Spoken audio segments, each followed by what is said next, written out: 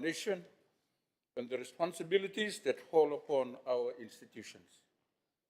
It sets out the priorities of government and reminds us of the broader context within which Fiji must operate as a small island state in an increasingly complex international environment. At the outset, I wish to reflect briefly on an important moment in our recent national history.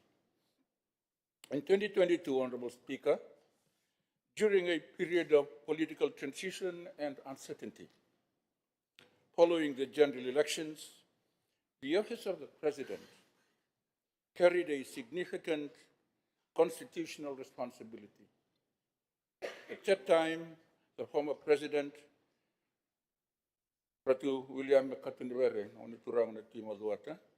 presided over the constitutional processes that followed the election with confidence, courage, and strength. During that period, the nation was closely observing how institutions would respond. The presidency provided continuity and calm, while constitutional mechanisms for the formation of government were carried out. For Fiji, which has experienced moments of political disruptions in the past, the conduct of institutions during the transition contributed to strengthening public confidence in democratic governance. Mr. Speaker, the President's address also provides an opportunity to reflect on the development of our national security institutions and the role they play in maintaining stability and protecting the interests of all the people of our country. In that regard, I wish to acknowledge the Republic of Fiji Military Forces. The RFMF is one of the country's central national institutions. For decades, it has represented Fiji in international peacekeeping operations and has contributed to missions across the world under the auspices of the United Nations and other international arrangements. Through those missions, Fiji has earned a reputation as a country that contributes to global peace and stability. At the same time, Mr. Speaker, it is necessary to recognize our history with honesty. There were periods in Fiji's past when the military institution became involved in political developments in ways that served particular political agendas. Those events shaped public perceptions of the relationship between the military and democratic governance. Today, the direction of the institution is different. Under the leadership of Major General Rachone Kalaniwai, the RFMF continues to emphasize professionalism, discipline, and service to the nation as a national institution. The leadership of the force has focused on strengthening professional standards and ensuring that the institution performs its duties within the framework of the law. The officers and personnel of the RFMF continue to serve Fiji both domestically and internationally. Their work reflects a commitment to national service and to the responsibilities that come with representing Fiji in international peacekeeping missions. Mr. Speaker, the policy direction for Fiji's security sector is guided by the National Security Strategy. This strategy recognizes that the nature of security threats facing the country has evolved significantly. Traditional security threats remain important considerations. However, the security challenges confronting Fiji and the wider Pacific region increasingly include non-traditional threats.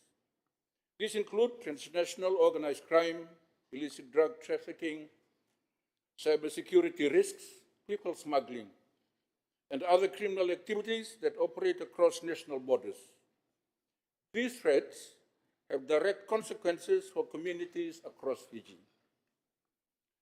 The spread of illicit drugs has become one of the most serious challenges facing many communities. The impact of drug abuse extends beyond criminal activity.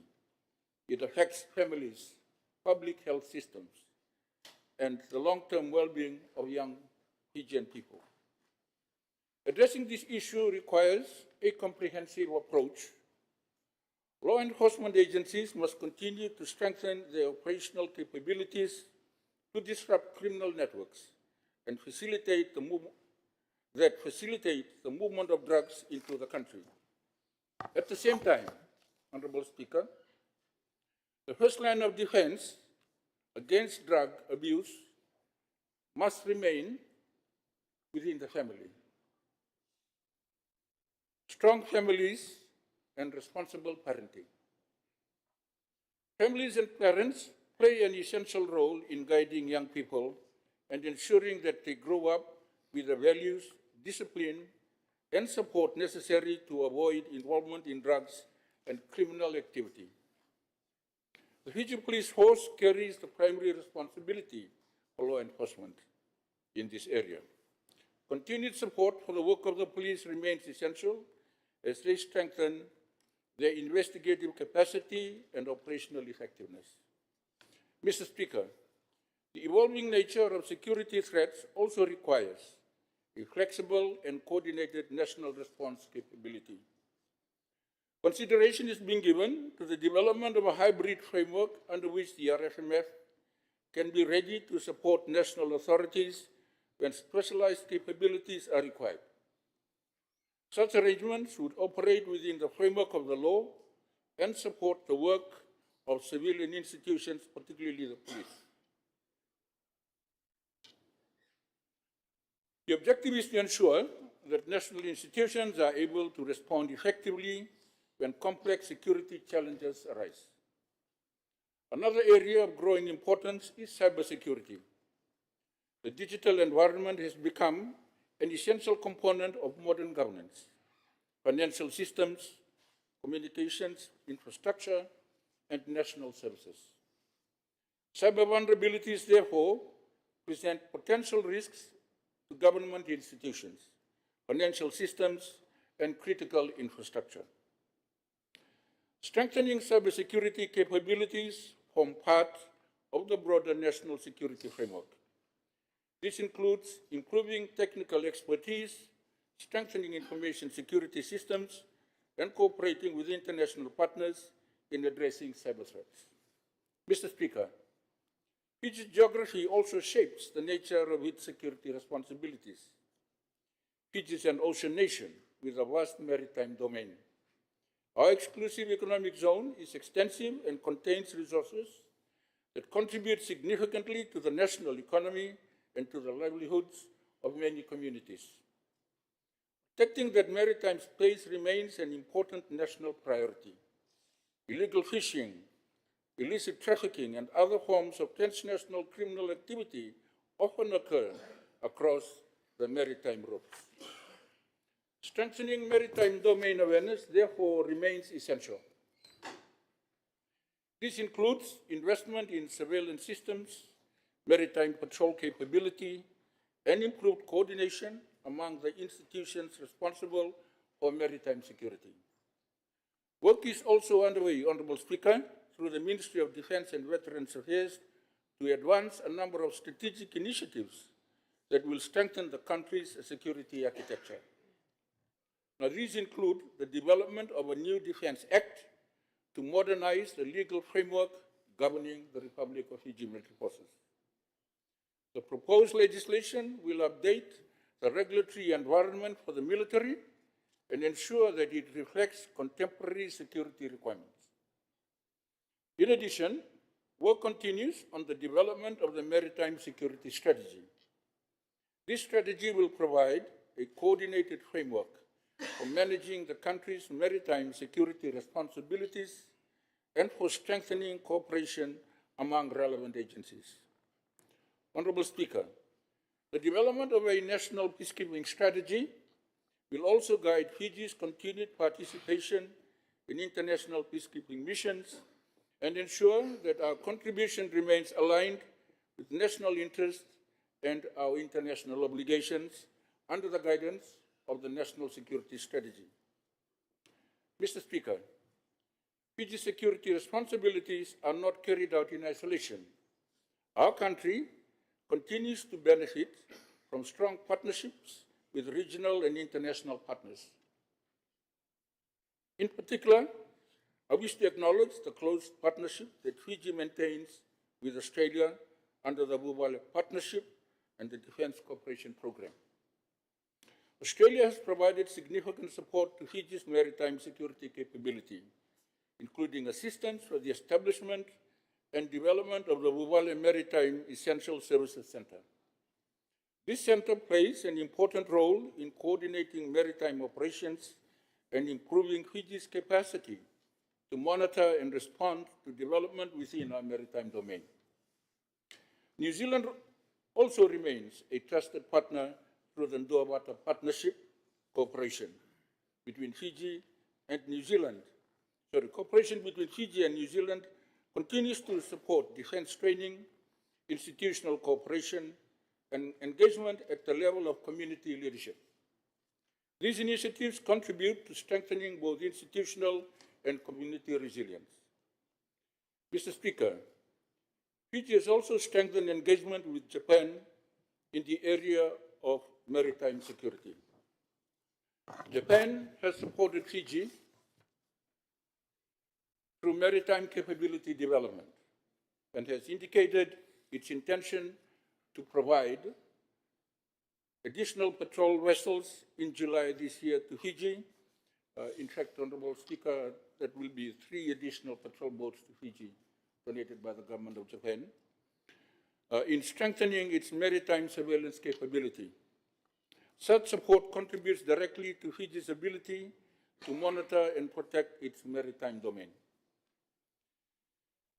Honourable Speaker, Fiji welcomes the continued development of defence cooperation with Japan and recognizes the value of this partnership in supporting maritime security in the Pacific region.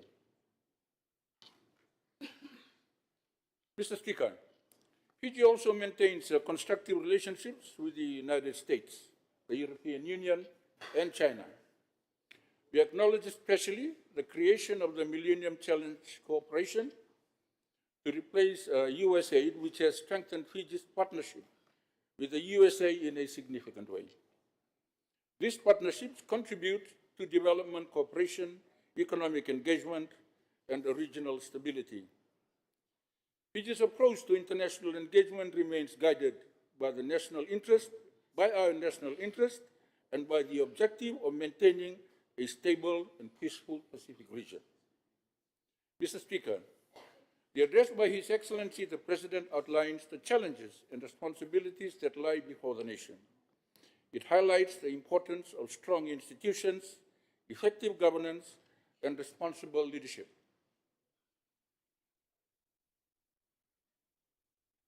Members of this House carry the responsibility of ensuring that legislation, policy, and national debate contribute to the stability, security, and the well-being of the people of Fiji. And Honourable Speaker, before I finish, I think I have about 5 minutes, I just want to make a few short comments before I resume my seat. In particular, I would like to acknowledge the earlier statement with the Honourable Praveen Bala. I'm glad I've got your attention. I think it's a generous idea, and I was going to raise it initially, and I agree with the Honourable Tambuya that already the coalition government is taking the lead in this regard through the constituent of the coalition government itself, also with the presence of the group of 12 in this government. I think Fiji needs to respond to that call for unity and a call to work together to realize particularly interests that we share. And rather than considering mostly where we differ and providing a toxic environment for our development as a country and as a people. And I would suggest, Honourable Bala, there is already a model here that is workable. I invite you to come and be part. Come and be part of this national movement of unity that you have very well expressed. And of course, and that goes to all of our honorable friends from across the House. Please come along and join us. Obviously, unity is better than disunity, so any concept of uniting people is always welcome. I would like also to write on, Honorable Speaker, under the subject of the rule of law, recently I've been receiving queries from the media, both both through social media and the traditional media forums, particularly on the role of the RSMF and whether it is going to intervene and people are illegally making appeals from abroad and everywhere, particularly using social media. I would like to take this opportunity, Honorable Speaker, to appeal to our people.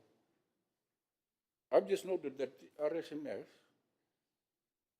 has looked at its past, it has reconciled its past, it's looking at the future. It has no intention but to follow the law. It's growing and developing into a professional force. It is, I do not encourage people who stir up the RSMF for their own personal interest and benefits. Many here in Fiji and many abroad who seem to think that the RSMF is a quick solution for everything. Something doesn't happen, get the RSMF to do something. Now that is never the role. That will never be the role. That should not be the role. In fact, we trust our institutions to be strong, and our institutions must follow the rule of law. That is the short answer to everything. So when there is something that affects our nation and our people generally, the first thing to do is to follow the law. And the RSMF, as an institution, is going to follow the law, Honorable Speaker, and I just want to emphasize that. Honorable Speaker, I know that at the beginning, and I had alluded to this earlier, the RSMF and the ministry is very much at the center of a lot of the political debate. Much of that, now that is no longer the case. I know the commander asked me once and said, oh, we appear to be irrelevant. Nobody really is asking for our comment. And I told him, Mr. Speaker, Commander, that's exactly the point. The point is that the RSMF must take its place at the back and allow the people to lead. We're here for the people, and we're here for the people through the law, which we uphold. And Honorable Speaker, with those additional observations, I thank you for this opportunity to address the House, and I support the motion to thank His Excellency, the President, for his most gracious address to the Parliament. Thank you, Honourable Speaker.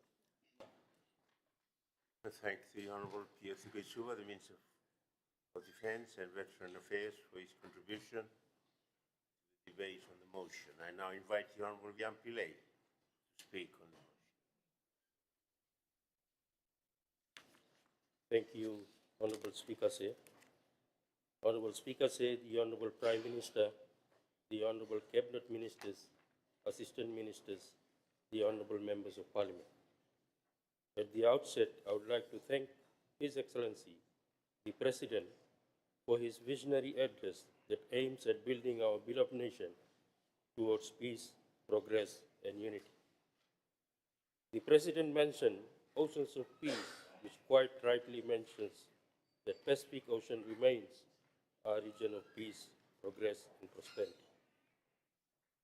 Domestically, our nation cannot enjoy prosperity if our economy is so vulnerable.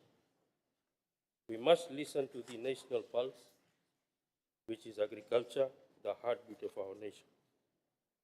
Honourable Speaker, we must realize that our sugar industry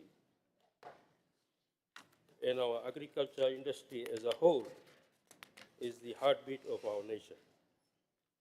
It is not just a line item in a budget, it is the lifeblood of our rural economy. When the farmer has money in his pocket, the shopkeeper in bar has customers. When the harvest is strong, the schools are full and the community is vibrant. But when you neglect the heart, the whole body suffers. We are seeing a slow decay in our rural sectors because of many people. For many people, the government treats agriculture as an afterthought rather than the primary engine of our survival. Honorable Speaker said, His Excellency mentioned about the household income and expenditure survey. It revealed a truth that should worry everyone in this House. 50% of our people are either below the poverty line or struggling just above. This is not a number in a report. It is a confession of failure. It shows that the fragile stool of this government has snapped its most important leg, the economy. Honorable Speaker, I am worried about the economic strangling of our farmers. Let's be honest about the cost of living. In 2023, this government promised to help the poor, but their first big move was to raise VAT from 9% to 15%. They didn't just tax luxury items, they taxed the fertilizer a farmer puts on his field, the diesel for the tractors, and the food on his table. This hit the heart of the sugar industry. However, last year, the government reduced the VAT to 12.5% coming into the election year. For the cane farmers of this country, the gap between the price of sugar and the cost of staying alive has become a daily challenge. His Excellency in his address mentioned about a new state-of-the-art sugar mill. While the intention may be noble, but the farmers were promised this prior to the 2022 general election. For 3 years, farmers have watched the changing stories from the former Minister of Sugar. One day it is a brand new mill, the next it is a second-hand mill from overseas, and the next it is just another study. The former minister said in Parliament that once he wins the coming election, a new sugar mill will be built. To a seasoned farmer, this would not be making much sense as the ministry is unable to fix the existing sugar mill, as we have all witnessed what happened to the Bar and Lotoka mill. The darkest chapter of leadership, Honorable Speaker, say in the sugar industry was the leadership that presided over this. The former Minister for Sugar is no longer in that seat, and for very good reasons. He presided over what can only be described as the darkest chapter in the history of Fiji sugarcane industry. He stood in this House and pledged that every stick of cane will be crushed. Yet that pledge officially collapsed as the gates were locked. The facts are immovable. Reports have now confirmed that approximately 93,000 tons of cane went unharvested across our sugar cane belt areas. And I urge government to compensate the poor farmers as soon as possible. The majority of this unharvested cane was in the Western Division, where growers washed their crop dry in the sun. This represents millions of dollars in potential income lost to the nation and farmers. A significant volume of cane was at risk in the Rarawai area as a cyclone approached. The harvesters were stuck, the mills were broken, and the leadership was silent. This was not a natural disaster, it was a disaster of planning and systematic incompetence. You cannot have leadership that mocks veteran farmers while the sector is in crisis. It is on record that the former minister chose to argue with the farmers, which culminated in farmers having no trust in FSC, and the morale of many farmers remained all-time low. The hard-working farmers were not honored and respected. Instead, the former minister ridiculed them at every time. The removal of the former minister was an admission of failure by this coalition government and a welcome news to the farmers. To add further, a good amount of harvestable cane on flat land has been damaged in the recent flood. Also, debris and unwanted materials have been dumped in the cane fields, which will definitely pose threat to mechanical harvesters. As a result, the farmers' cooperatives will be forced to pay for extra cost of repairs should a situation arise. The recent flood have extensively damaged farm access roads and crossings. Not only business houses, but families in low-lying areas, market vendors, farmers have all suffered losses, and so far, very little assistance has been given to these families. I strongly urge the government to roll out the disaster response assistance to all affected families, farmers and villagers who have lost their livelihood in terms of crops and vegetable damages so that they can breathe a sigh of relief. I also call on the Honourable Minister for Local Government to waive the market stall fees and also for the carrier and taxi drivers for some time. Honourable Speaker said we must look at the infrastructure road, tram lines and access roads, and what about the basic infrastructure? The government promised to fix our tram lines. They told the farmers in Tavua, Yalando and Tangitangi that the rail system would be their lifeline, the most cost-effective way to get their cane to the mill. But look at the reality. The rail system in Tavua was ordered to be reactivated back in July, yet farmers are still waiting for a service that actually works. Discussions do not move cane. Walking locomotives and solid tracks do. While the leadership sits in Suva assessing viability, the farmers are forced to operate expensive lorries, chewing away what little profit they are left with. We need a serious commitment to equipment, development, team training, and testing everything, every signal, every crossing, every boiler before the next season begins. According to the acting CEO of NFA, there was no attempt to attend to the fire at Rarawai Mill by the workers before NFA arrived. Whether the safety measures were not in place or the adequate training was not given to the workers. The same story applies to our cane farm access roads, the vital arteries of our industry. We were told 3,000 kilometers of road would be upgraded. The budget allocation was increased to $4 million, yet it was admitted that $500 per kilometer is insufficient for proper maintenance. When an access road is washed away, a farmer's entire year of work is washed away with it. This is not development, it is pure neglect. Let us not forget the injustice of mill failures and penalties. When the mills fail, who pays? It isn't the minister who sits in the comfort of his office in Suva. It is the farmer. When the cane sits in the sun because a boiler is broken, the weight drops and the quality goes down. Then the farmer is hit with banned cane penalties for delays that was not his fault. Honourable Speaker, I have consistently called for the waiver and refund of these penalties, especially when the Rarawai mill was not functional, damaged by fire till it became functional. Thousands of dollars deducted must be returned. It is a grave injustice to punish a grower for failures of the FSC's machinery. Where is the compassion? The broken financial model and structural decay is a growing issue our cane farmers face.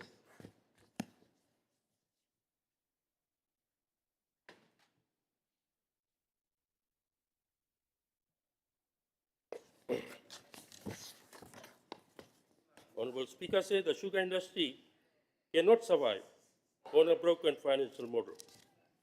We see a total mismatch between the harvest season and the FDB loan cycles. Farmers are being strangled by debt because the interest doesn't wait for the mill to open. But let us be very clear about what this actually means on the ground. The $12 per ton was the repayment for cooperatives to FDB to pay for the loans used to purchase their harvesters.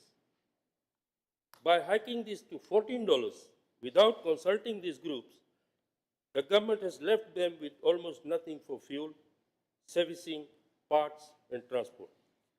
This is not just a deduction, it is a mechanical heart attack for our rural cooperatives. Why are we increasing the burden on the farmers? Honorable Speaker says, I am also the president of Riverside Farmers Cooperative in Ba.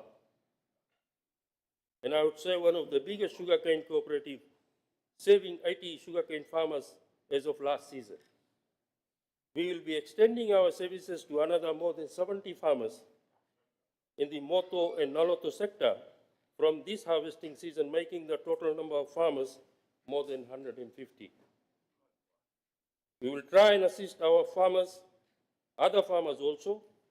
Our cooperative is also getting another new harvester to be able to save all farmers. The challenges are huge running such groups, while the cost of parts, servicing, fuel remains high.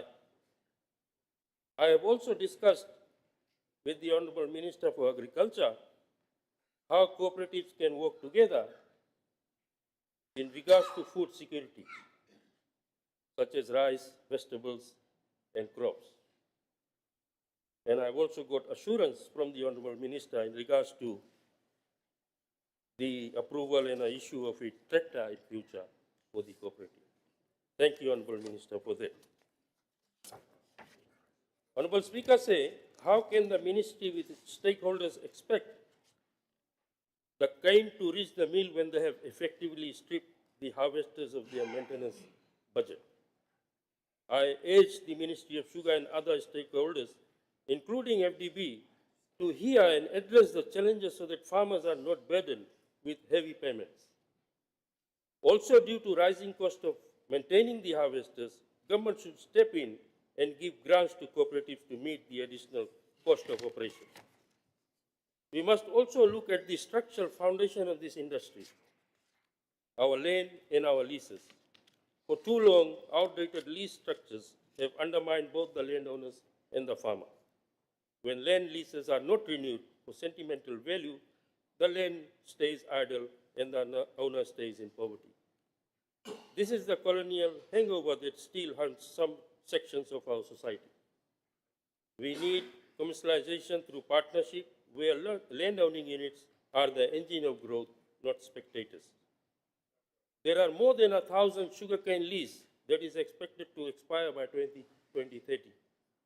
It is vital and in our nation's interest that these leases be renewed so there is stability in the cane production.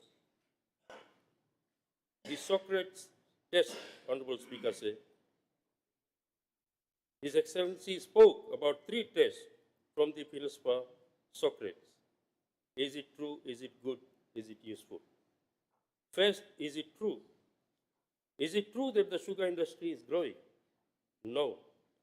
Production has continued to decline over recent seasons, and the 93,000 tons of left unharvested proves the system is failing.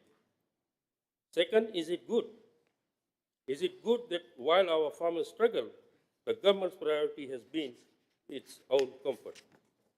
It's not good that the people at the top are taken care of while the farmers is left to carry the weight of a failing industry, example, the burnt cane penalty. Third, is it useful? I certainly don't think so, as the cost of living, cost of production, and the cost of harvesting has burdened the farmer. Honorable Speaker said nothing changes unless the leadership changes. The Special Parliamentary Committee on Sugar so far has failed to meet, and as a result, the industry challenges that are complex and some which demand urgent attention are unhit. I do hope that the Honorable Prime Minister, who is the chair of this committee, will give an update to this Parliament as to why not a single consultation has been done by the committee, as farmers and stakeholders were eagerly waiting for the committee to express their views on the way forward for the industry. Honorable Speaker, I stand here for the thousands of farmers whose hard work builds this country. Their message is simple. We are tired of the talk. We are tired of the empty promises. We want a Fiji where hard work actually pays and where the fragile decision-making is replaced by permanent solutions. Thank you, Honorable Speaker.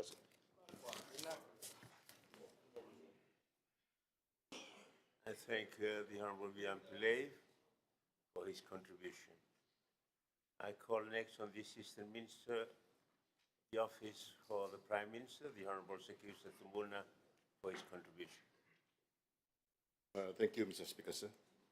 Honorable Speaker, sir, Honorable Prime Minister, Honorable Ministers and fellow Assistant Ministers, Honorable Leader of the Opposition, Honorable Members of Parliament, ladies and gentlemen.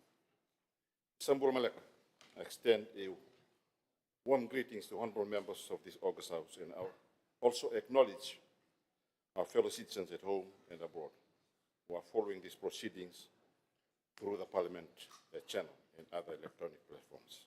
I thank you for your continued interest and engagement in the democratic life of our nation.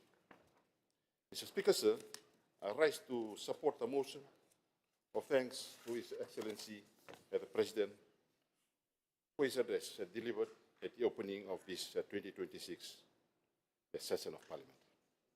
His Excellency has outlined a clear and principled direction for Fiji, and it is anchored in unity, democratic integrity, sustainable development, institutional reform, and accountable governance.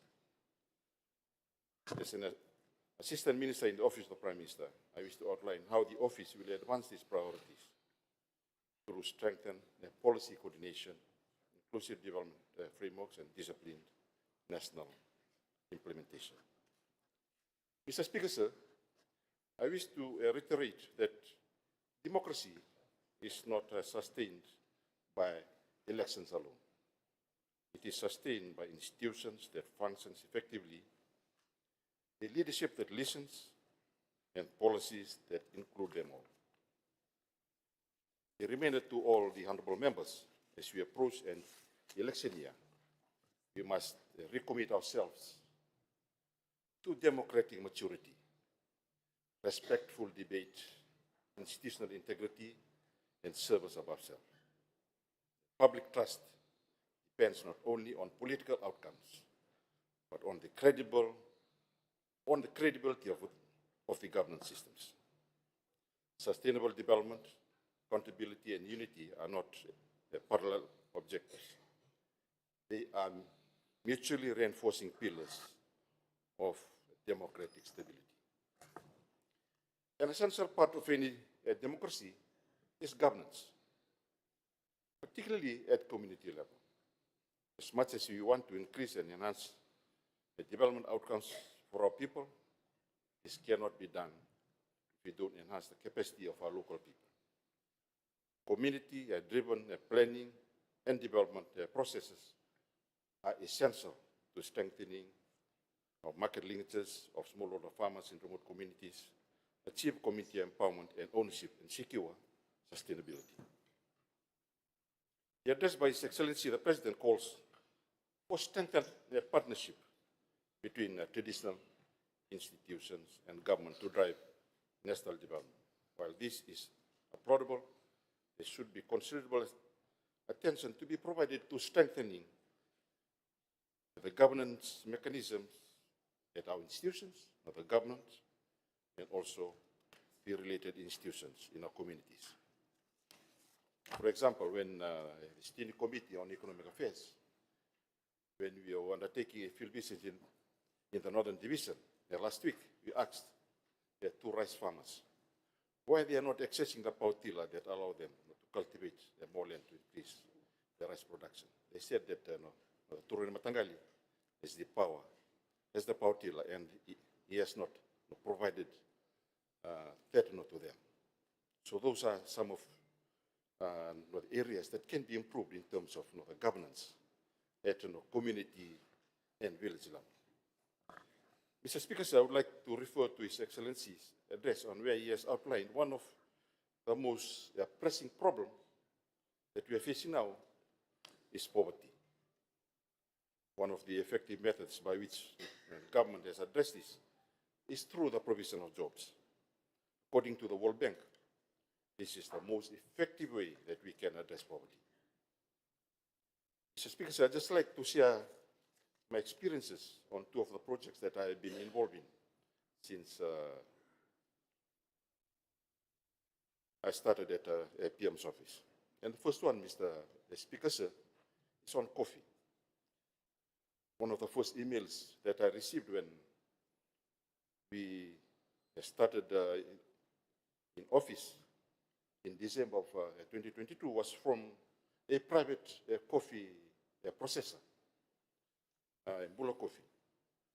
He said that he needed some assistance as he's not getting the coffee, the raw materials from the farmers. There's been quite a lot of talk about trying to replace imports, but there's not been any support from government. The following week, I approached the Indonesian embassy, and after 2 months, they provided US 25,000 that was provided by the Indonesian government. As a result of this assistance, Fiji's coffee industry is going from strength to strength. And Bula Coffee, with the funding support from the government of Indonesia, has established 6 clusters in Nabosa and Vonoleu. Bula Coffee continues to work very closely with farmers and mentoring them and supporting them as to wait for the maturity of the crop. For the first time, Bula Coffee has been showcased at the China International Export, China International Import Expo in Shanghai. And thanks to the support of Investment Fiji and the Ministry of Foreign Affairs. Fiji has now also established a specialty coffee association and a coffee grower association, laying a strong foundation for locally owned and farmer-driven industry. It remains Fiji's priority to produce high-quality coffee while ensuring the industry stays in local hands. The next step, Mr. Speaker, is to strengthen the legal framework around coffee production and export to safeguard quality standards. As Fiji gains global recognition as a serious player in this specialty coffee market, these measures will ensure that the coffee leaving our shores continues to meet highest international standards. And secondly, Mr. Speaker, the second project that I have been involved in is the promotion of cowpea in Fiji, and particularly in the Ra province. In January 2025, PM's office with the Indo-Fijian cooperative, New Valley, held a meeting at Mburnito village, Nalawa, where we met up with about 100 farmers to discuss the potential of cultivating this new crop, cowpea, or bora, as we commonly know. At this meeting, I informed the farmers that the government would be introducing this new crop as a substitute for those that used to plant sugarcane. This approach was inconsistent with the call by His Excellency, the need for strategic collaboration between landowners and partners with the private sector. When we initiated this project, the first problem that we faced was the lack of seeds. We then sought assistance from the government of India, who provided 6 tons of cowpea seeds, and planting started when the seeds arrived in August of last year. With very minimal training, the farmers were distributed seeds in August, and they immediately cultivated cowpea in the 4 tikinas of Ra. When we harvested the cowpea after 3 months, there was overwhelming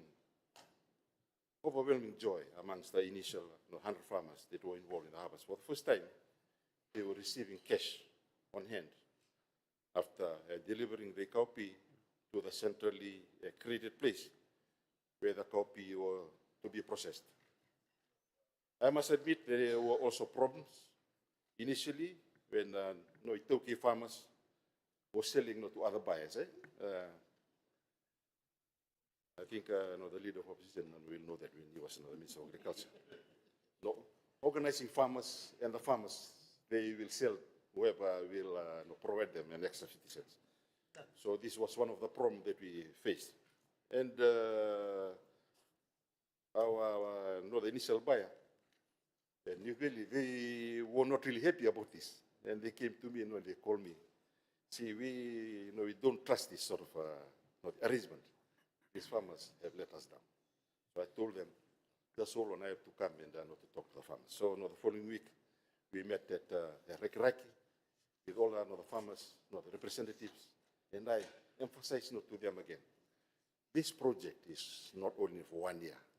We will be here for 20 years. Emphasizing the need to have a more sustainable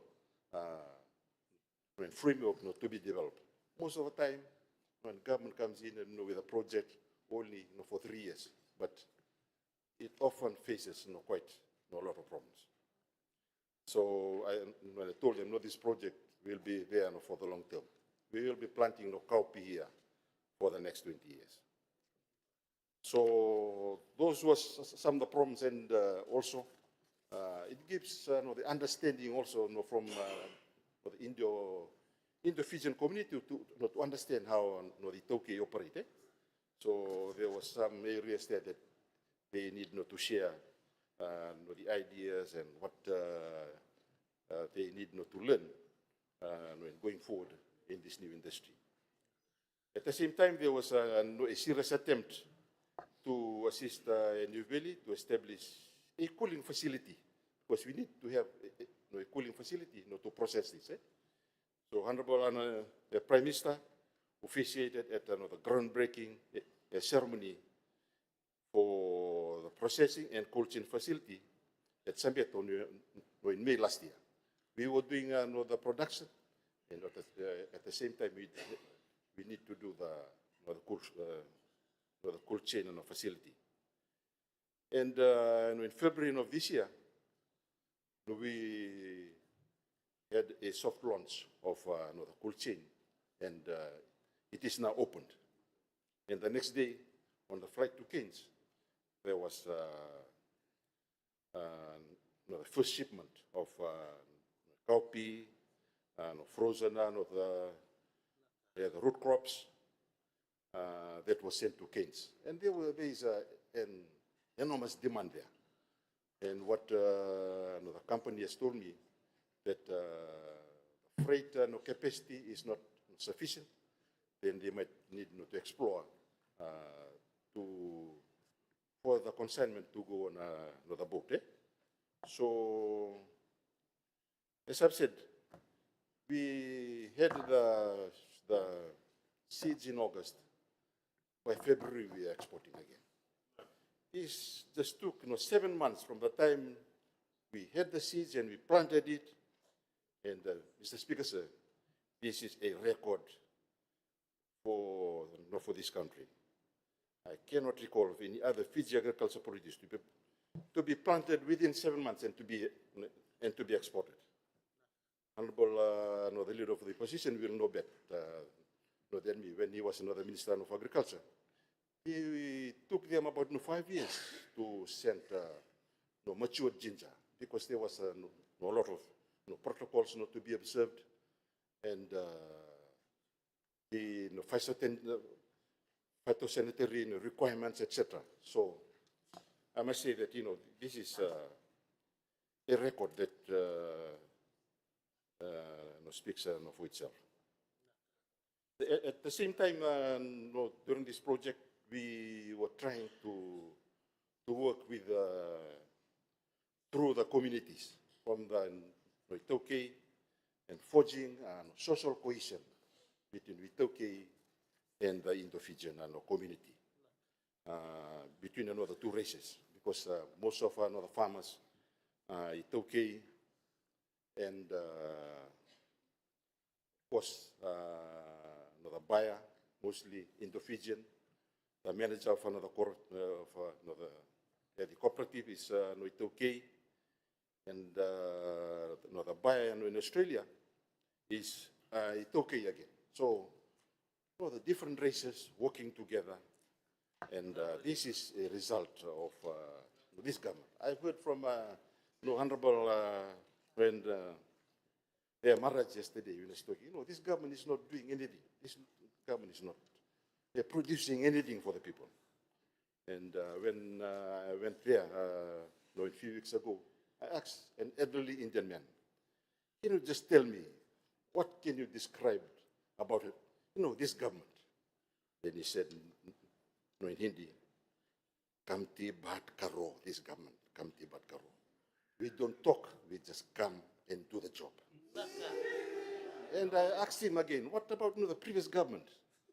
What can you say about me? Just mention to me in 2 words what they did to you while you were here in Sambeto. Then he said, but, too much talk. Nothing happened.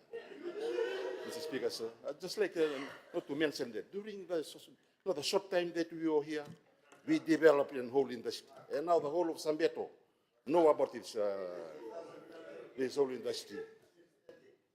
Mr. Maharaj will know. He knows those. So those are some of the experience. These are not the real life experience, Mr. Speaker, sir. And more practical, and of course, the people are knowing what the government is doing. And we are expanding this project in Tumba and other areas. There are more farmers interested to come on board and, of course, to join us in this project, Mr. Speaker, sir.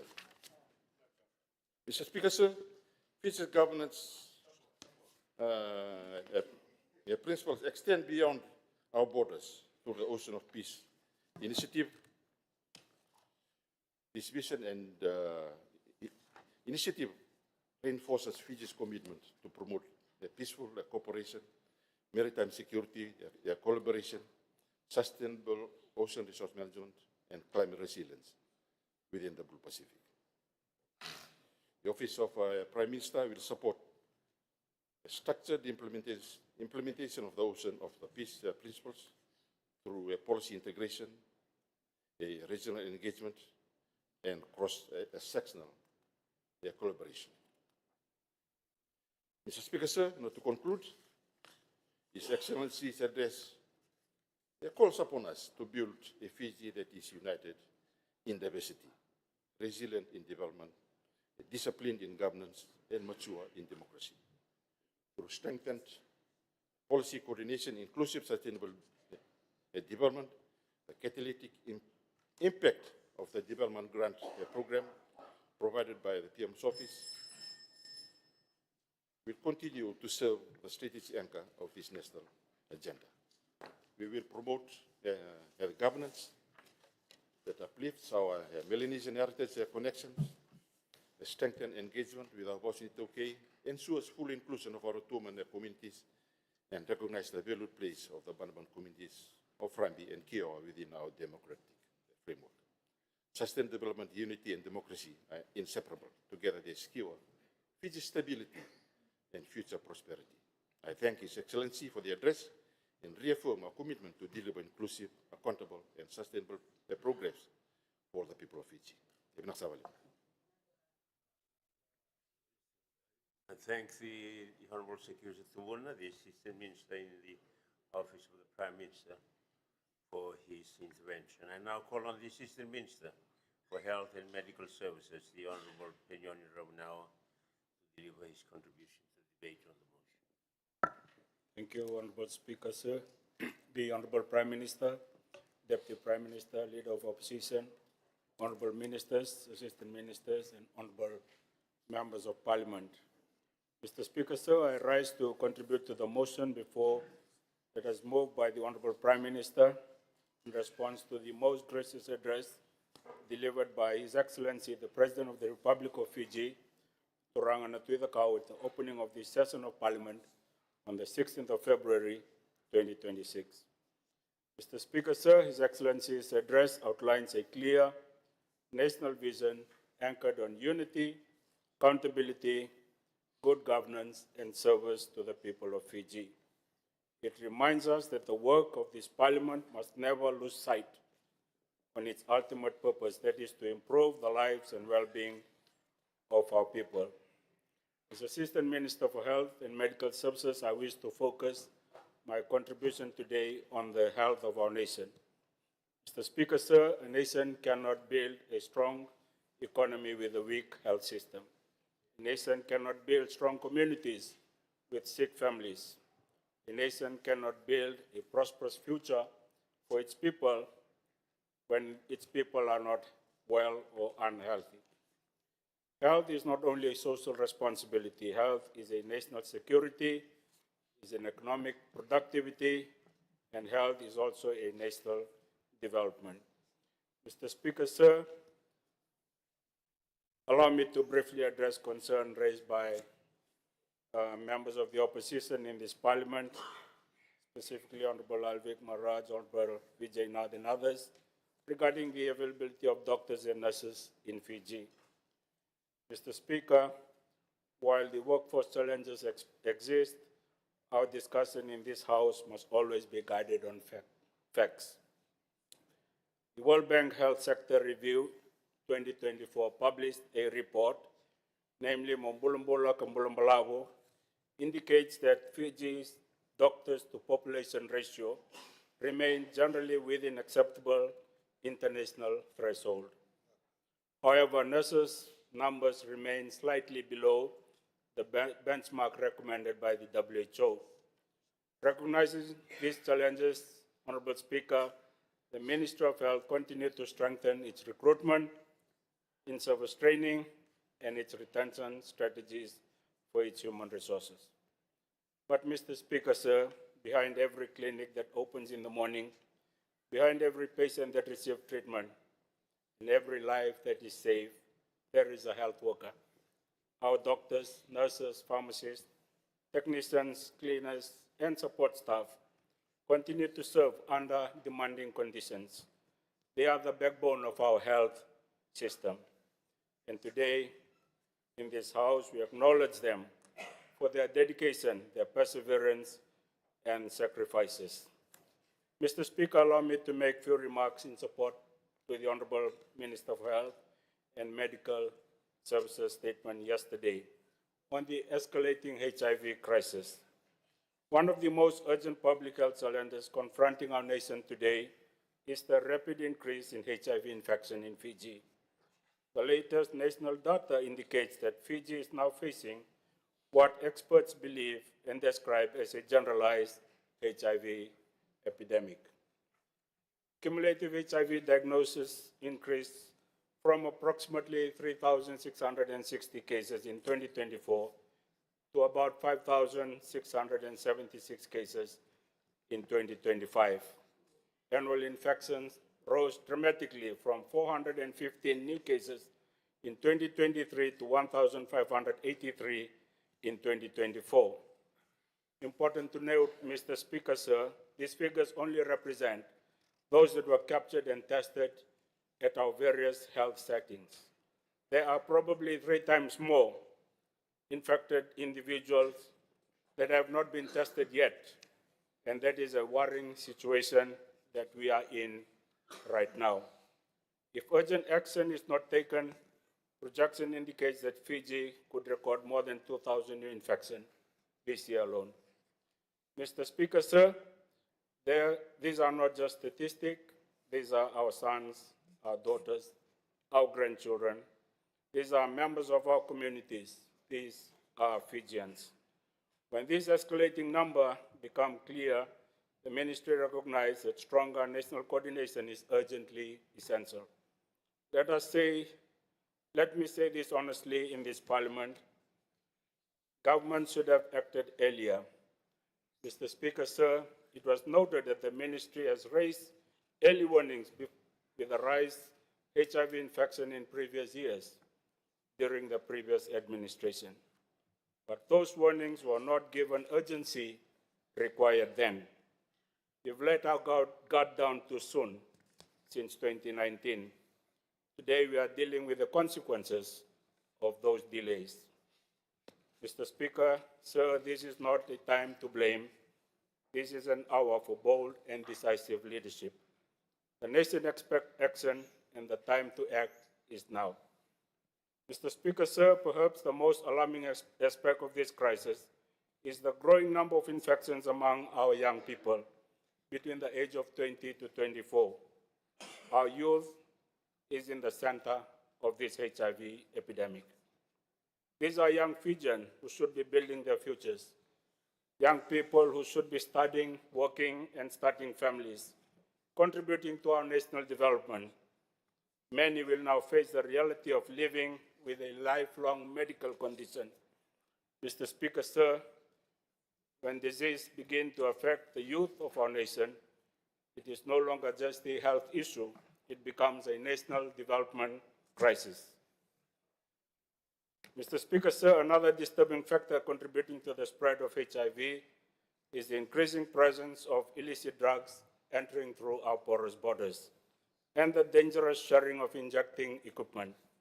Reports have emerged of the practice known as Bluetoothing, where drugs are transferred between individuals using infected needles and syringes. This behavior dramatically increases the risk of HIV transmission and other bloodborne infection. Mr. Speaker, sir, let me be very clear. Drugs destroy lives. Drugs destroy families. And drugs also destroy the future of a nation. This problem cannot be solved by health sector alone. It requires a coordinated response involving law enforcement, education system, a great council of chiefs, community leaders, faith-based organizations, and families. Because when drugs enter a community, destroy our social fabric and destroy generations. Furthermore, Mr. Speaker, sir, HIV is a chronic disease that requires lifelong treatment. Individuals diagnosed with HIV will now have to take antiretroviral medication every single day for the rest of their lives to keep the viral load low, whereby individuals will not be in a position to spread or transmit the virus. If current trend continue, projections indicate Fiji could soon have close to 9,000 people living with HIV. Every one of these individuals will require continuous treatment, monitoring, and clinical support. This will induce further burden to our already stretched public health system. Mr. Speaker, sir, the cost of this treatment will run into millions of dollars over the coming decades, which is why prevention today is not only a health investment, it's a prevention in our financial investment to our nation's future. Mr. Speaker, sir, Honorable Minister for Health and Medical Services has called for multi-party, multi-sectoral national response because HIV is not a political issue. HIV does not ask which political party you support. HIV does not ask which province you come from, does not ask which religion you belong to.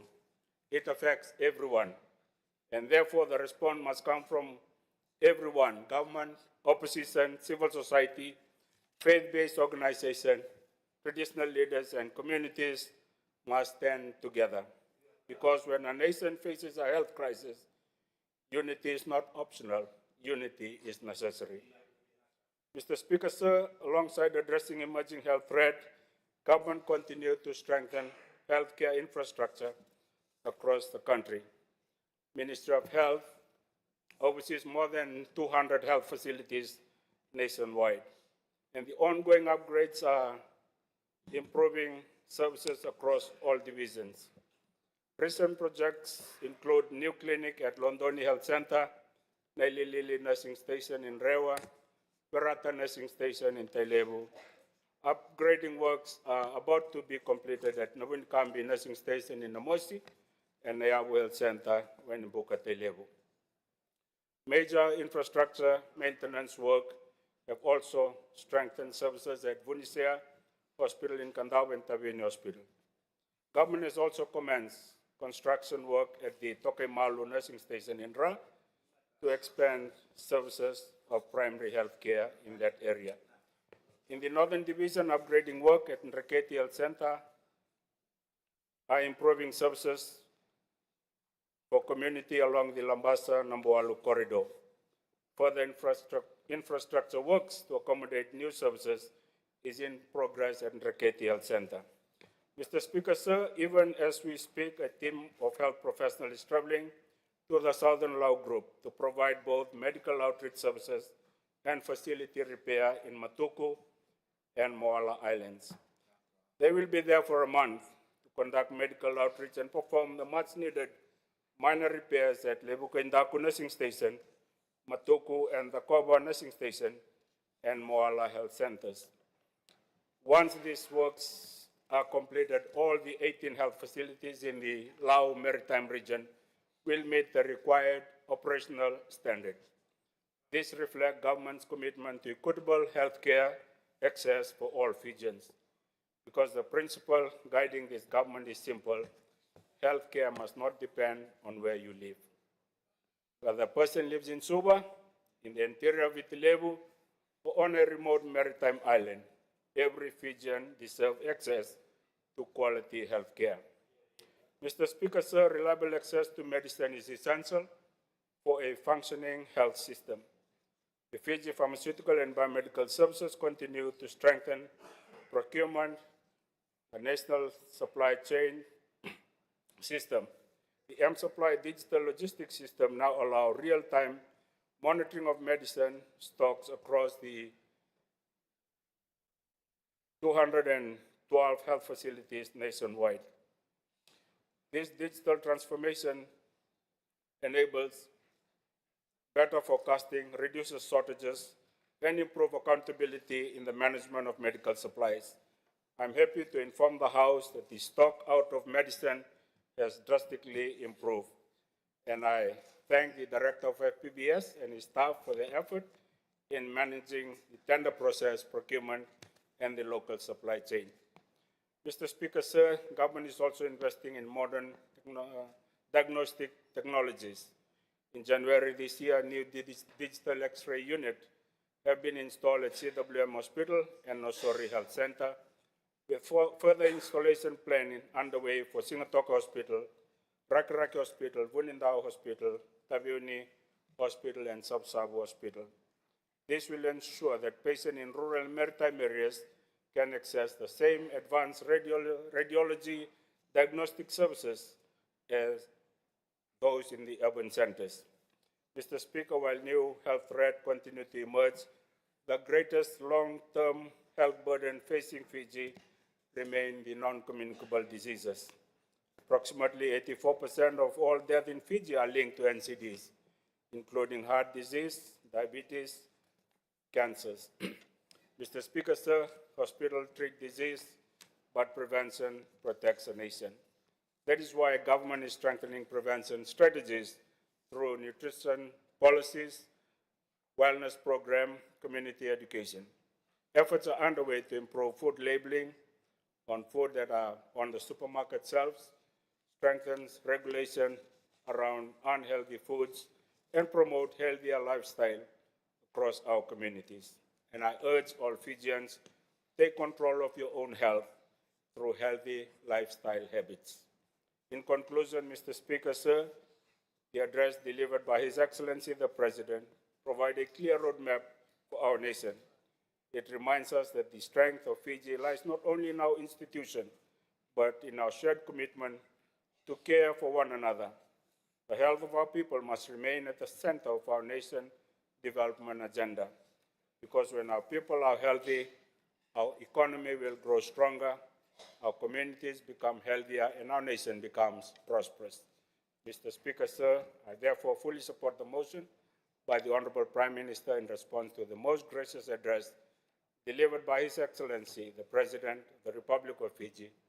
Nawa Levo, thank you, and may God bless our beloved Fiji. I thank the Honorable Iani Rabanawa, the Assistant Minister for Health and Medical Services, for his contribution.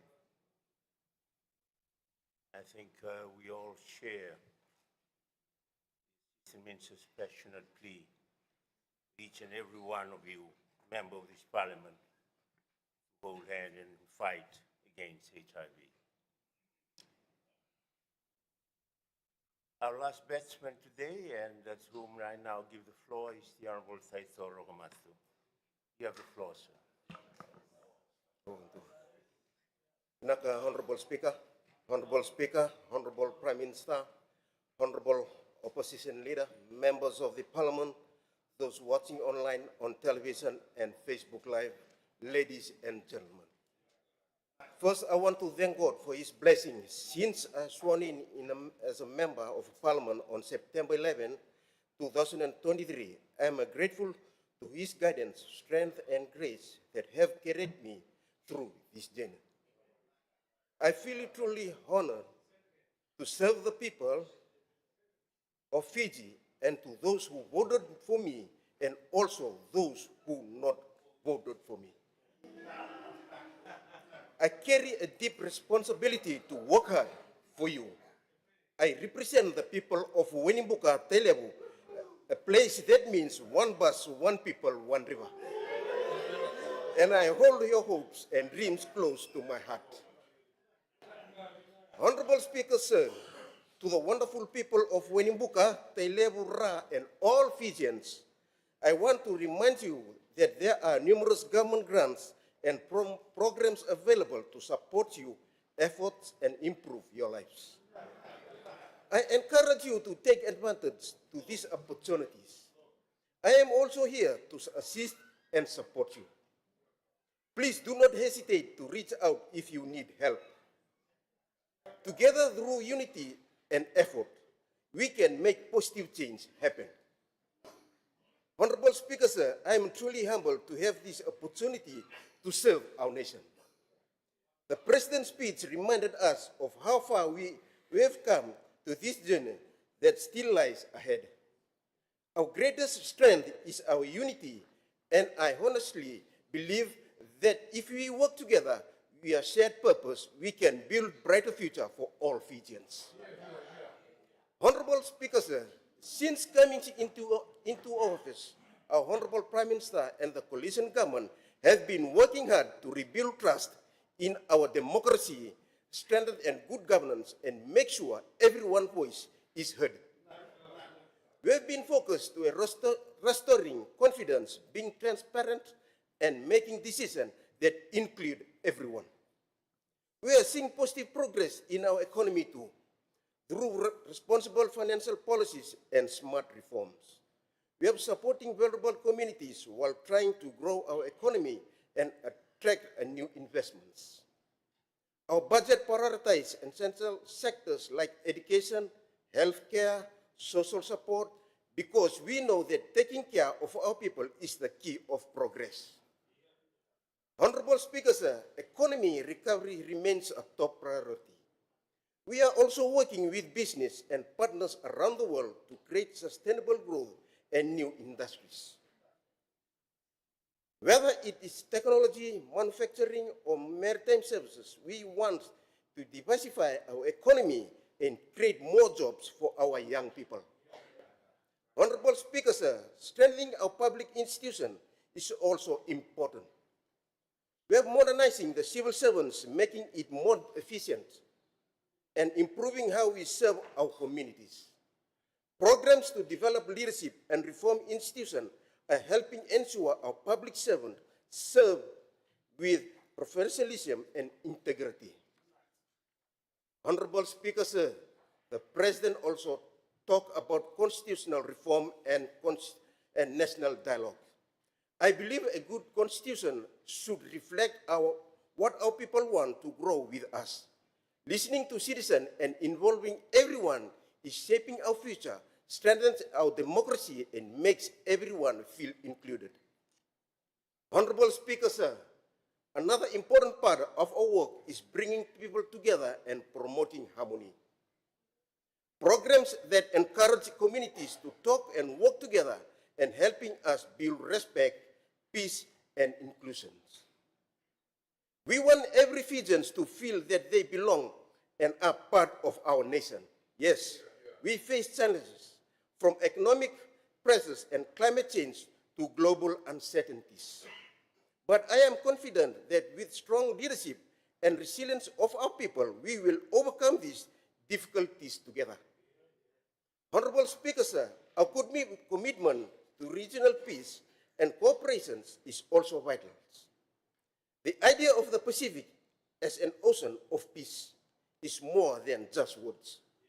It's a shared responsibility to maintain stability, respect, and friendship with other neighbors. Honorable Speaker, sir, I also want to take a moment to acknowledge our hardworking farmers and everyone in the rural communities. Your dedication feeds our nation and keeps our economy moving.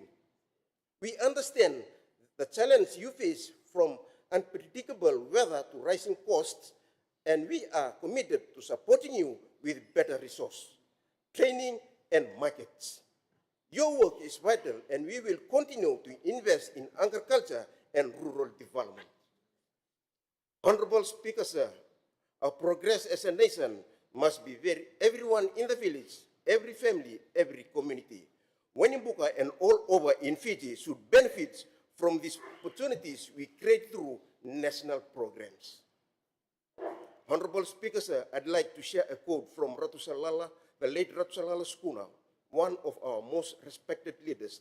The strength of a nation lies in the unity, integrity of its people. That reminds us that our unity, our honesty, and our willingness to serve what will keep Fiji strong and move forward. Honorable Speaker, sir, as a leader, we must remember leadership about ourselves.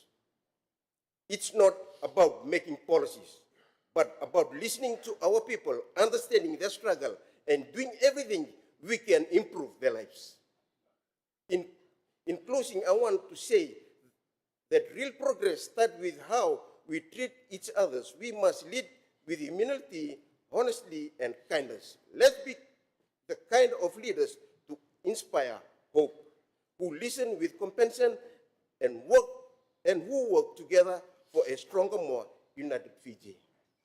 Honorable Speaker, sir, finally, I thank God once again for his blessing and guidance, as the Bible says in Isaiah 41:10, so do not fear, for I am with you. Do not be dismayed, for I am your God.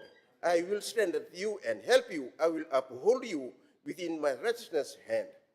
With faith, unity, and determination, I believe we can achieve great things for Fiji.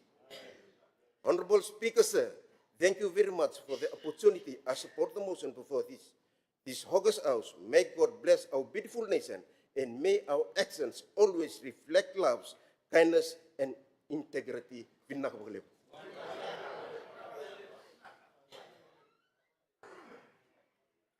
On that delightful intervention from the Honorable Taito Rokomatsu, we end today's debate.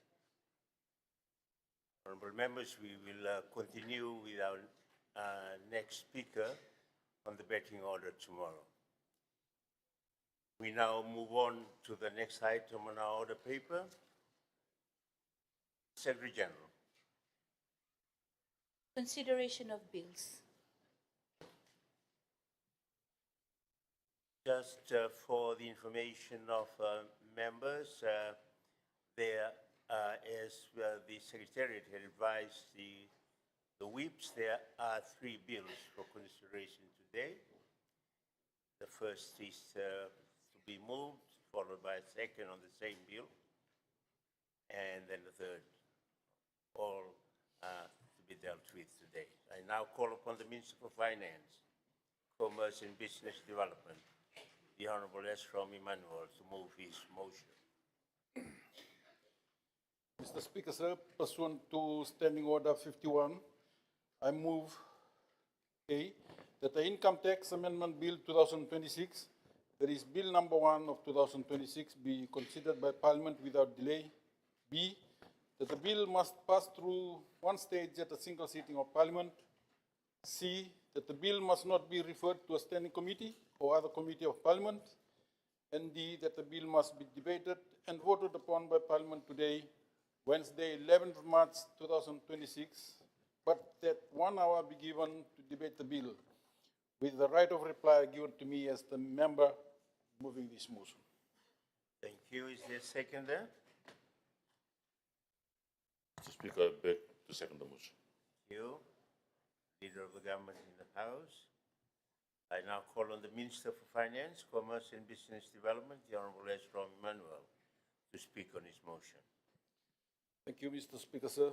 This Income Tax Amendment Bill 2026, that is Bill number 1, 2026, is needed to be considered under Standing Order 51 because the amendment is related to an urgent issue that is causing extensive structural damages to houses and buildings in Fiji, particularly in the Western Division, and I'm told it is present in the Central as well as in the Northern Division, and that is the termite infestation. Mr. Speaker, sir, the government has put in place some grant or subsidy allocation at the micro to residential level for a number of years, but is not sufficient to support necessary repairs or reconstructions. Hence, these amendments. Mr. Speaker, sir, the amendment bill is needed urgently. Also, as it carries the majority support of the House, and I'm not sure if one will comment against the bill because it is important. Mr. Speaker, sir, also the amendment is without any controversy, it's straightforward, and a minor change. That is to extend the scope of the natural disaster reserve to include termite infestation that is declared a biosecurity emergency.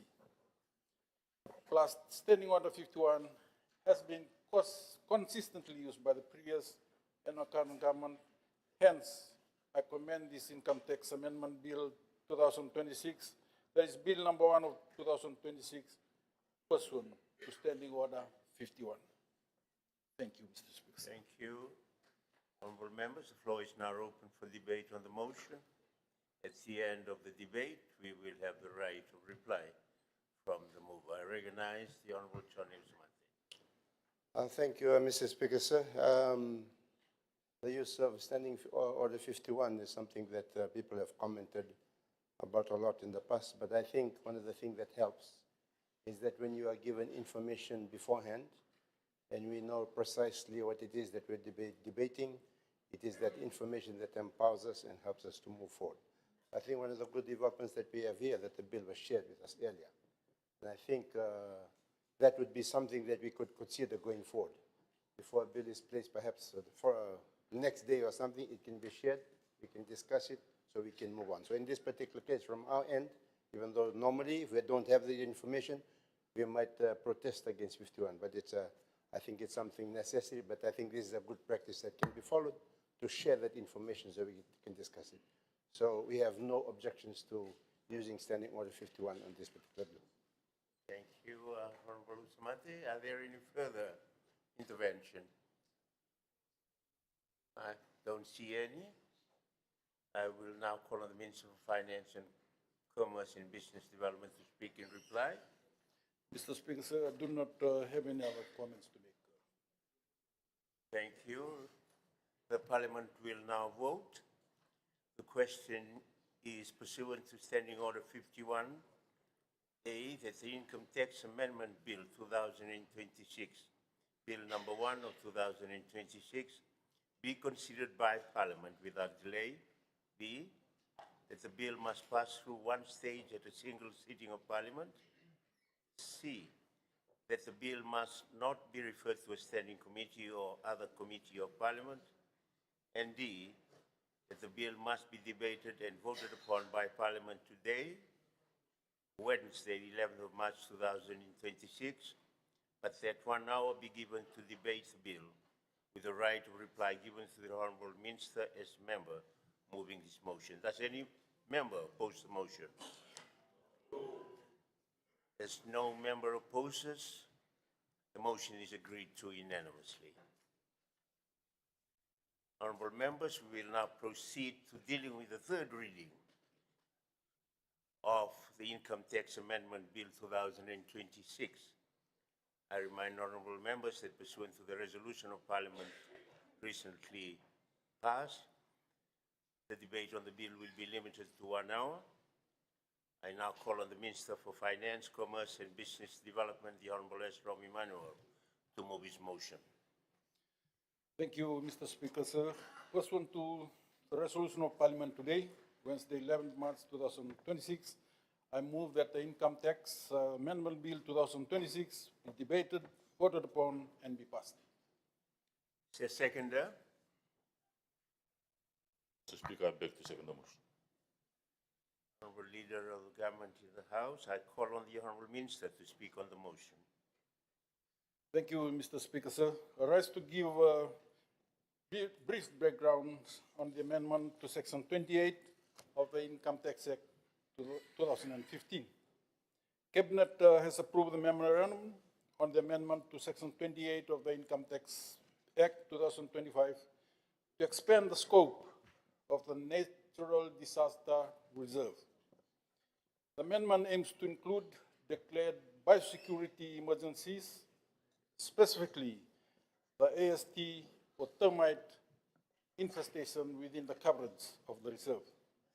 This inclusion is necessary due to the extensive structural damages caused by the AST termite outbreak, particularly in the Western Division.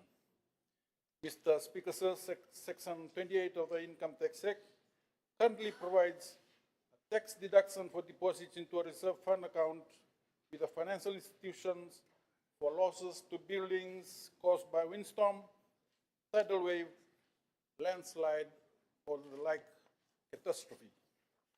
For commercial, industrial, or agricultural buildings, the deduction is capped at 1.5% of the replacement cost of the building.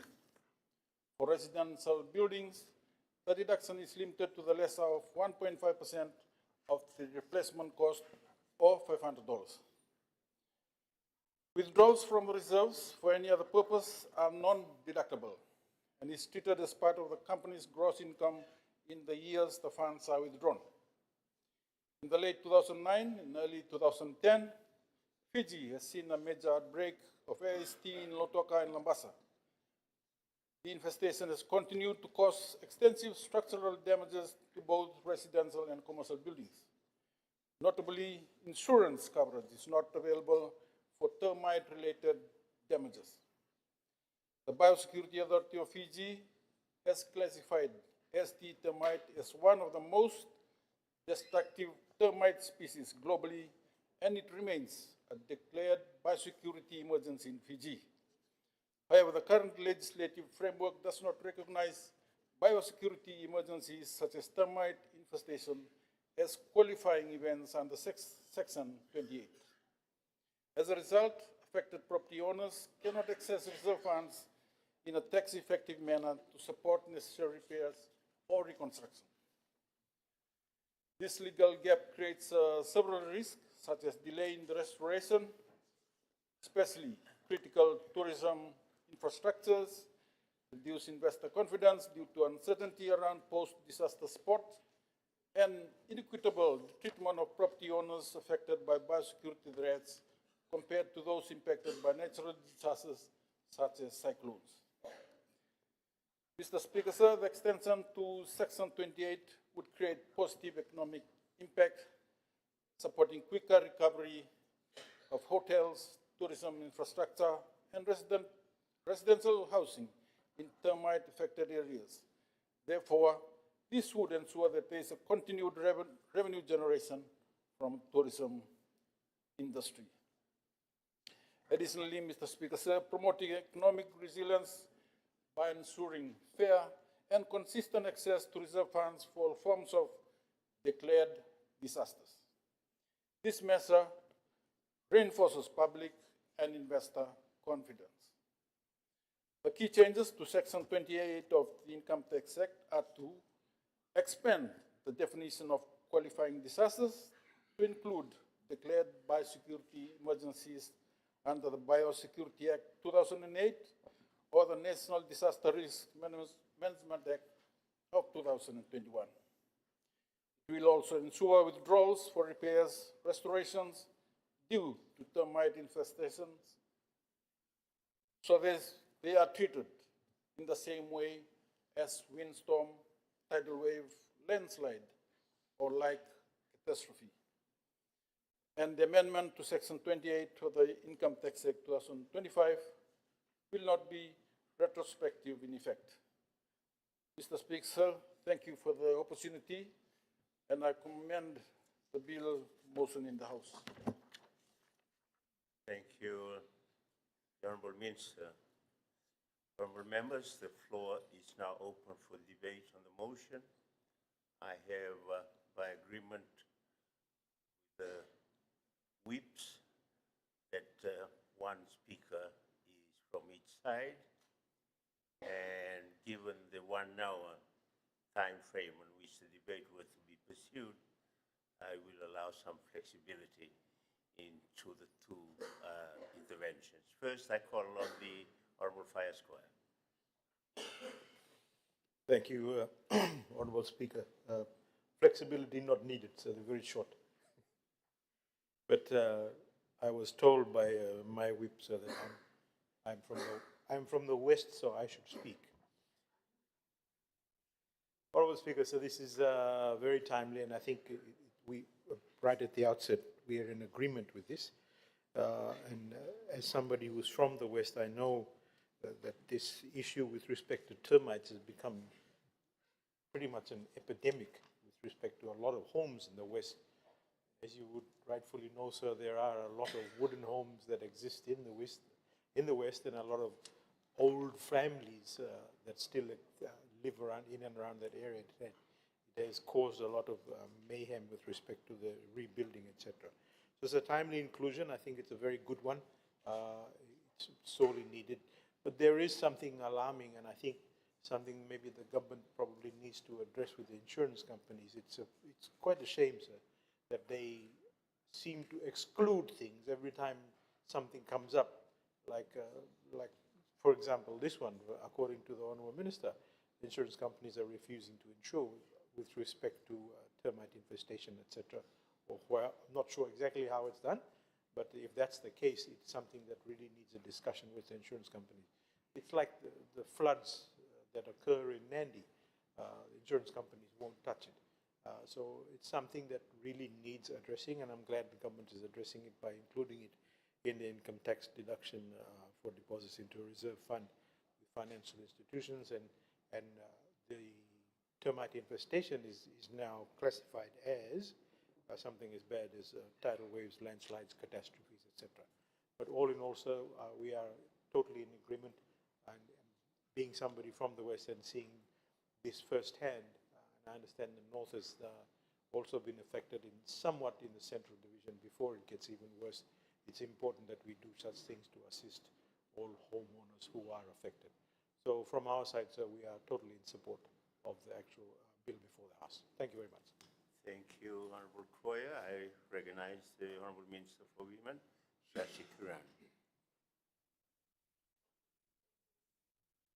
Thank you, Mr. Speaker.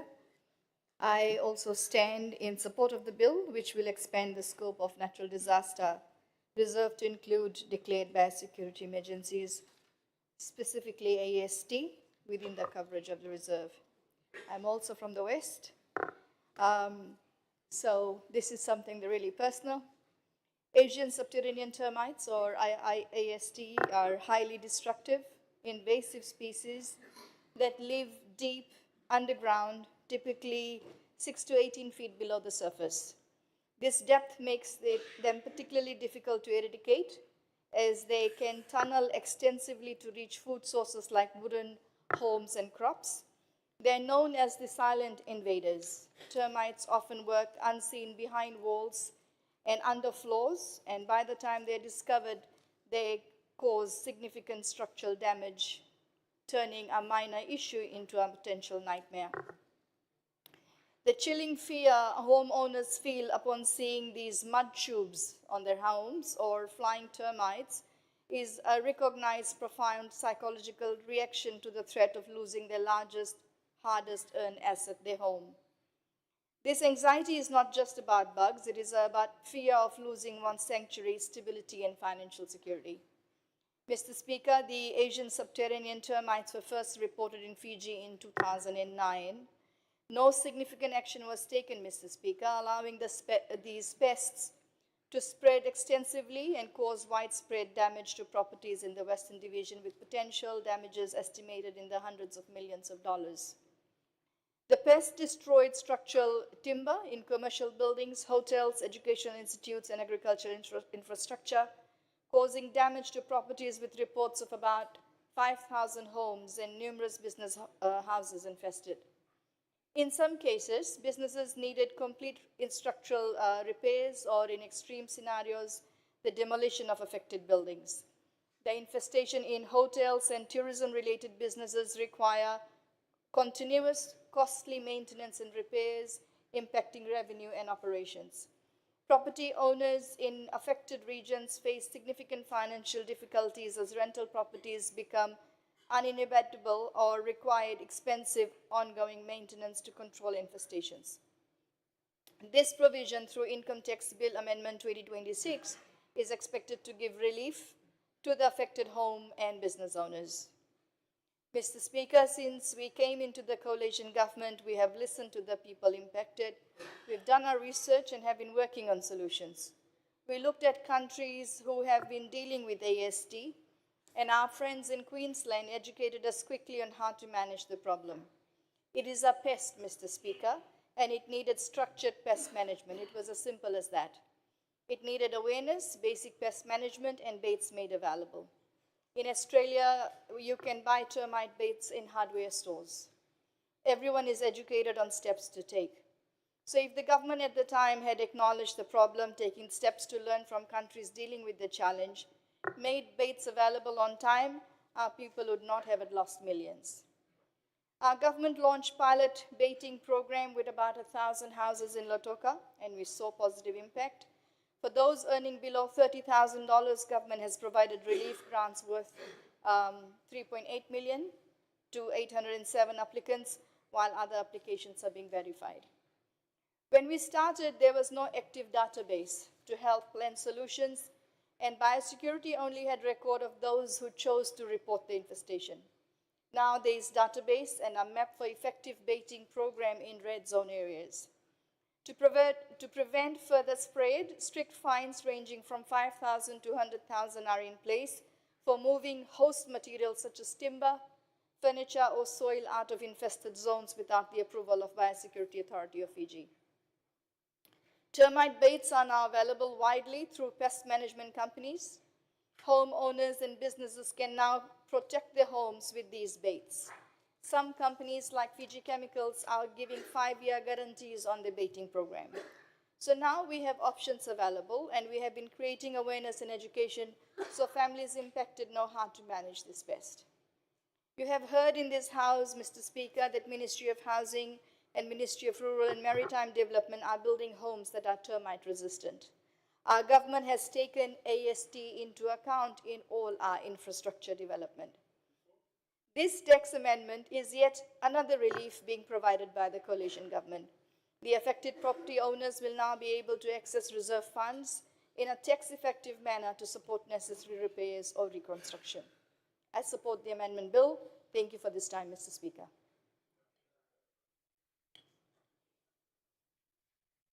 I thank the Minister for Women, the Honourable Sashi Kiran, for her intervention. I will now call upon the Honourable Minister to speak in reply. Thank you, Mr. Speaker. Sir, I wish to thank the two contributors to the debate and heard the support provided to the amendment. As for the insurance, will take the issue further with insurance companies, but we are aware that some of the insurance companies are flexible and do limited or structural cover for some other risk like floods and cyclone. So with those comments, Mr. Speaker, I commend the bill to the House. Thank you. Parliament will now vote. Question is pursuant to the resolution of Parliament today, Wednesday, 11th March 2026, that the Income Tax Amendment Bill 2026 be debated, voted upon, and be passed. Does any member oppose the motion? No. As no member opposes the motion, is agreed to unanimously. Secretary General. A bill for an act to amend the Income Tax Act 2015, enacted by the Parliament of the Republic of Fiji.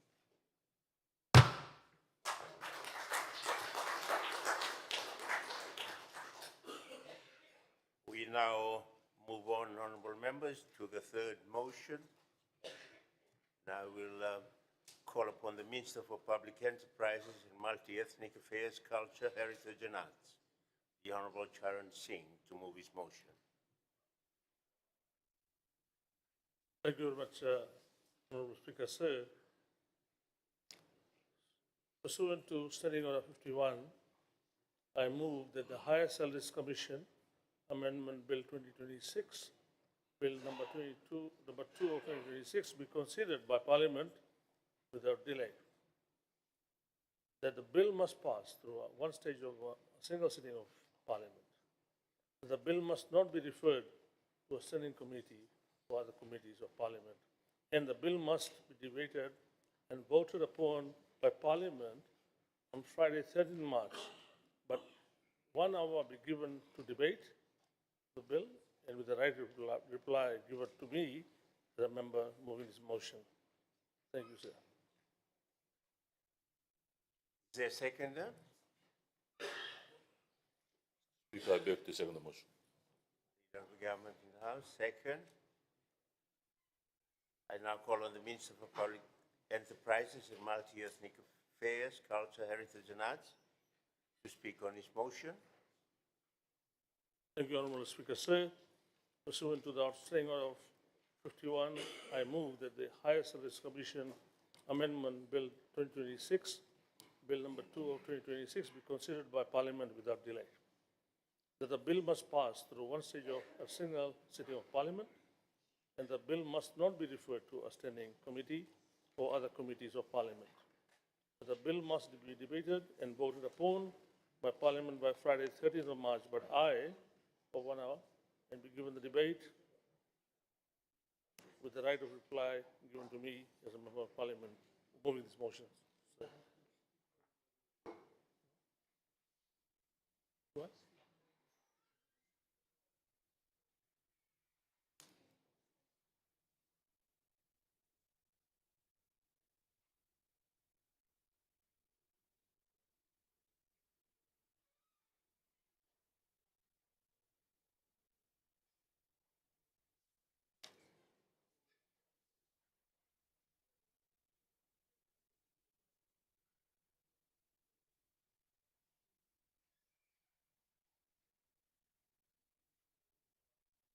Honourable Minister, we start again, please. Sir, again, Honourable Speaker said, I'm given this new job.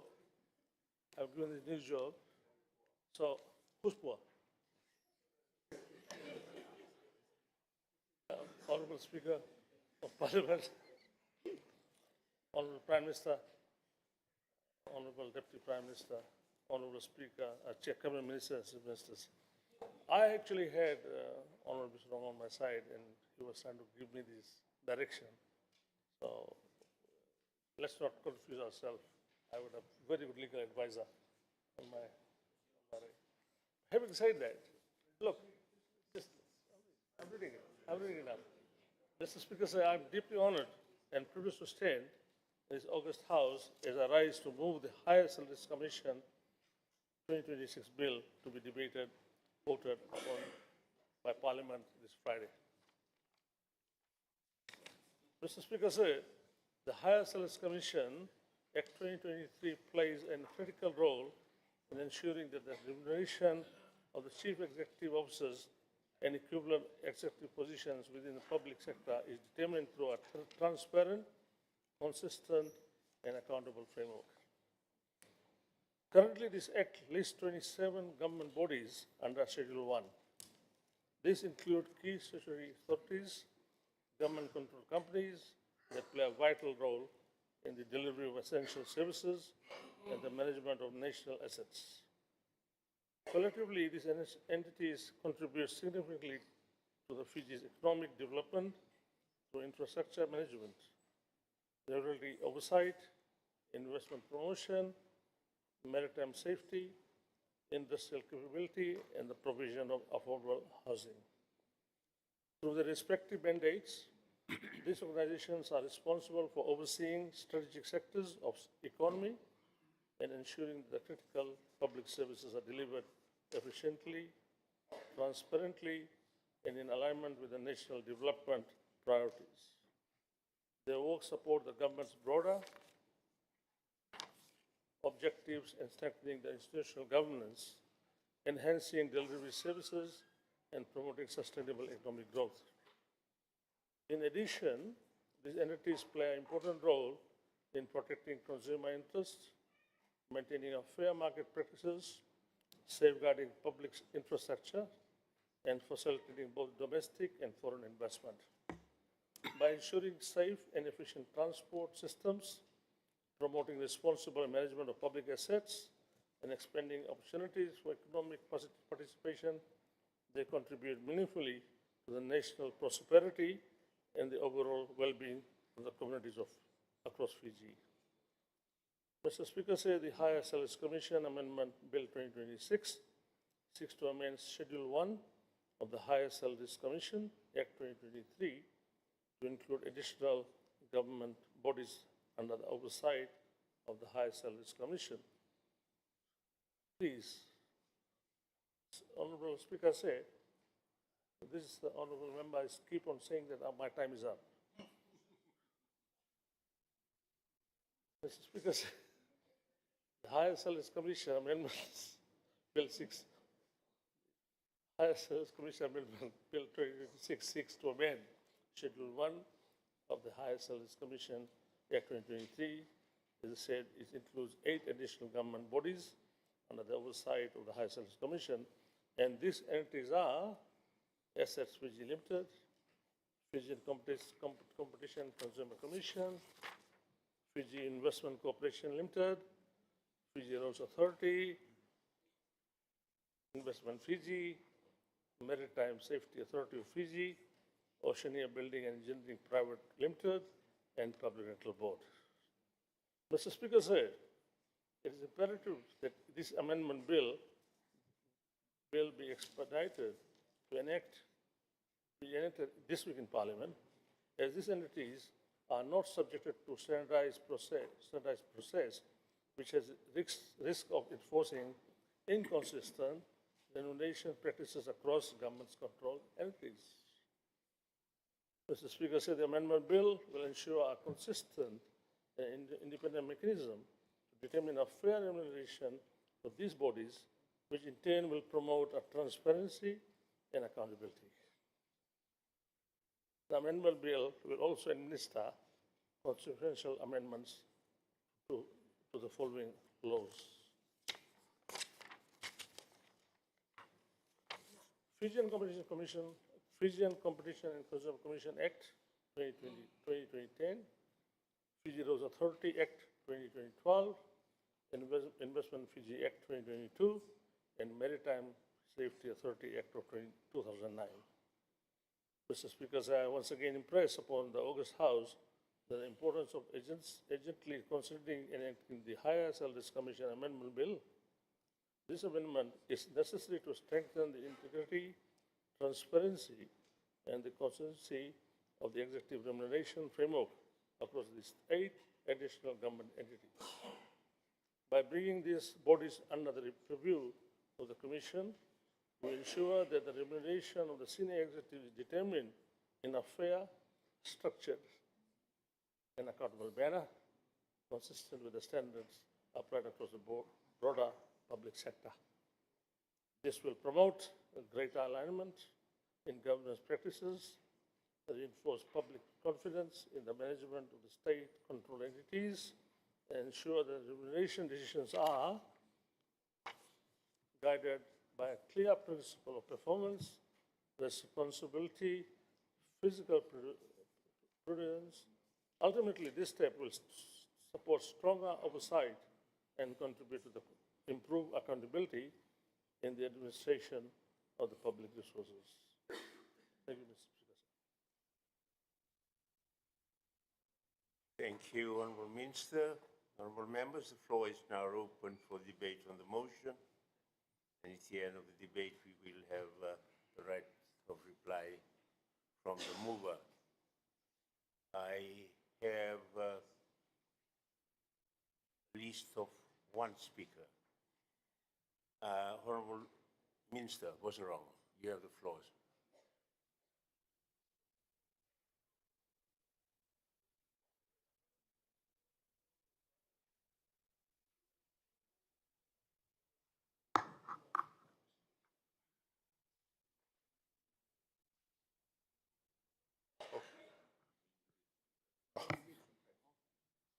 I apologize, Honourable Speaker. Like my friend, Honourable Charan, I wasn't too sure what was expected of me to comment on today. So is this Standing Order 51?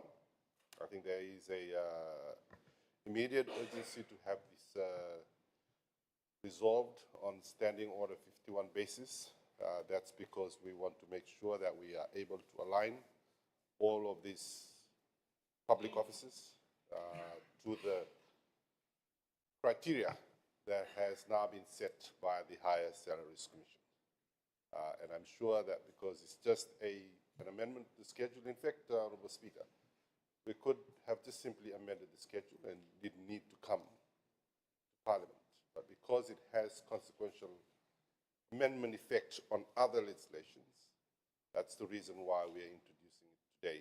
But I think my friends on the other side will also be able to understand why it's important to have this determined under Standing Order 51. It's a minor, consequential, if you like, cosmetic, I think that's the right word to use. But it does have its importance in how the whole scheme of things in public service ought to be organized. Thanks. Thank you. Are there any further? Yes, Honourable Osmati.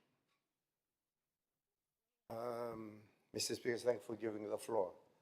I think listening to what the Minister for Lands was saying, it may appear to be a minor thing, but there's a lot of ramifications in terms of potential ramifications. The good thing about this particular bill, I was thinking that maybe we'd have preferred more time on it, but the good thing is that coming today, we have one day to work on it, and then comes Friday. Because we have to really delve into what are the implications. At the moment, I understand that there's no structure there. And then for some of these entities, one of the reasons they might have kept it open to attract the kind of people that they want for that particular job. That's one kind of consideration. The other kind of consideration is that you want to have the comparisons across the board internally. So these are not small things. That's my point, Mr. Speaker. These are not small things. And I disagree with what Mr. is saying. But given that, I think we have to move on. And on our side, we will prepare our contributions when the debate comes up on Friday. Thank you, Honourable Sumate. Honourable Minister, you have the right to reply. Mr. Speaker, I think this shows a very good government of nationality way forward. And whatever you got rid of, we'll put it back and correct it. With no further words, I think I move this motion. Thank the Minister for Public Enterprises. We will now vote. The Parliament will now vote. The question is pursuant to Standing Order 51A, that's the High Salaries Commission Amendment Bill 2026, Bill number 2 of 2026 be considered by Parliament without delay. B, that the bill must pass through one stage at a single sitting of Parliament. C, that the bill must not be referred to a standing committee or other committee of Parliament. And D, that the bill must be debated and voted upon by Parliament on Friday, 13th of March 2026, but that 1 hour be given to debate the bill with the right of reply given to the Honourable Minister as a member moving this motion. Does any member oppose the motion? As no member opposes the motion, is agreed to unanimously. Honourable members, that brings us to the end of today's sitting. It has been a long day, as you see from the last exchange. Parliament will now be adjourned until tomorrow at 9:30 a.m.